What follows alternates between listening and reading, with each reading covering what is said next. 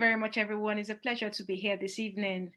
Yes, my background is in law, and I started off, trying to take courses in sports law before I got sort of more interested in how the law affects sport, and especially with football, the welfare of the players, from immigration to labor law, looking at how certain players might not be able to have opportunities to play because of their nationalities, and with respect to insurance of football players, even the FA in England is taking it very seriously.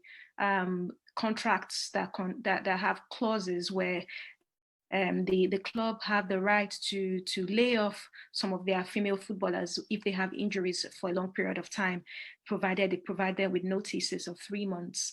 And the FA is looking at some of those issues. And even back home, I'm from Nigeria, a lot of things have to be put in place with female football. We have a few teams doing well, paying there, because most of the teams are government owned. We have a few states in Nigeria paying the same. We have pay parity. For example, Benin, they pay the same with the female team and the male team and the same money. But it's not quite the same with other states. So as Renee said, it's slowly and surely, it's a process. And with the more we amplify our voices, the more the welfare packages can be increased for female women in women's football, especially.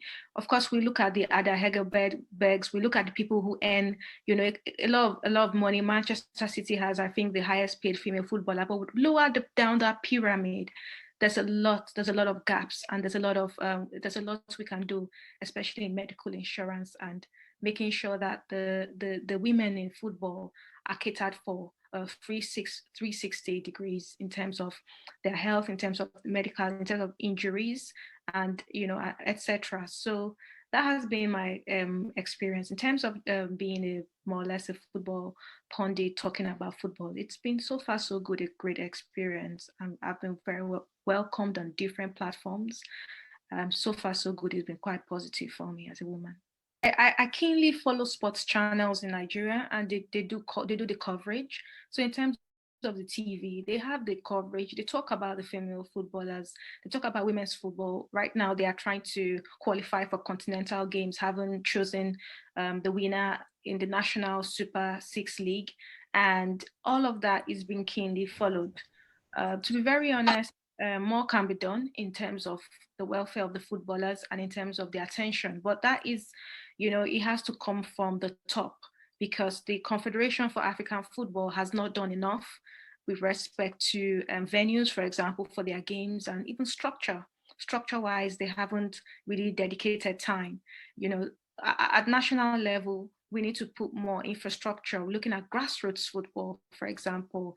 We see just these knee-jerk reactions to preparation for girls' tournaments, where we just prepare them for tournaments. That mentality wouldn't grow grassroots football. The development is important. These girls are different. Their gender, embracing puberty and embracing their new bodies, as they grow older, it's a different thing. And that whole 360 degrees development is very important. It's quite lacking at the moment.